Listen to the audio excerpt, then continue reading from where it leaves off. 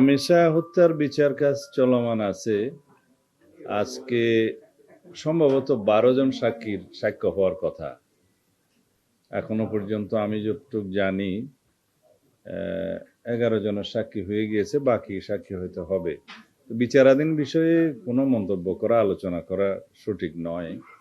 তা আমরা আমাদের পক্ষ থেকে যে সহযোগিতা, তদন্তকারী কর্মকর্তা, সাক্ষীদেরকে নিয়ে যাওয়া, সাক্ষ্য গ্রহণ করানো, এগুলো আমরা করাতে পারি। বাকি এটা বিচারকের ফাংশন এবং বিচার কার্য নিয়ে আমরা কোনো কথা বলতে চাই না। তবে যেহেতু সবার প্রত্যাশা যে একটু সংক্ষিপ্ত সময়ের মধ্যে বিচার কার্যটা শেষ হোক, আমরা সেটা করার ব্যবস্থা করছি। সাক্ষী শেষ হয়ে গেলে তারপরে আর কিছু আইনানুগ ব্যবস্থা আছে, যেমন আসামিকে সাক্ষ্য গ্রহণের পরে পড়ে শোনাতে হয় সে দোষী কি দোষী নেই, এই সমস্ত বিষয় আছে। ভোগান্তি ভুলে চলে আসুন রিগালে, ওয়ারেন্টি সহ স্টাইলিশ কালেকশন নিয়ে রেডি রিগাল ফার্নিচার। তারপরে আর্গুমেন্টের জন্য দিন রাখতে হয়, আর্গুমেন্টের পরে রায়ের জন্য দিন ধার্য হবে, এটা আদালতের বিষয়। তা আশা করছি সংক্ষিপ্ত সময়ের মধ্যে বিচার কার্যটা শেষ হবে।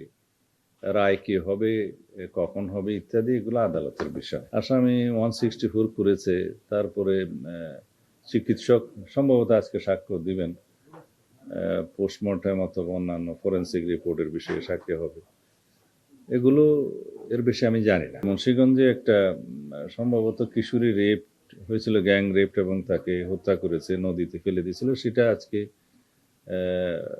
4 জন আসামি ধৃত হয়েছে। খুব দ্রুততার সাথে প্রযুক্তি প্রয়োগ করে তাদেরকে অ্যারেস্ট করা হয়েছে এবং তারা খুব সম্ভবত 164 স্টেটমেন্টও দিয়েছে। এগুলা হচ্ছে সাক্ষ্য গ্রহণের পরে বিচার কার্যের যে প্রক্রিয়া, এটা আদালতের বিষয়।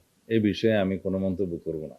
আমাদের যেটা ফাংশন প্রসিকিউশন সাইড থেকে, সেটা আমরা ফাংশন করতে পারি, বাকি আদালতের বিষয়। তবে আমরা চেষ্টা করব যাতে খুব দ্রুত মানে সংক্ষিপ্ত সময়ের মধ্যে এই বিচারিক প্রক্রিয়াটা শেষ করতে পারি আমরা। পোস্টমর্টম না হয়ে থাকলে আসলে মামলার ক্ষেত্রে এটা বাধার সৃষ্টি হয়।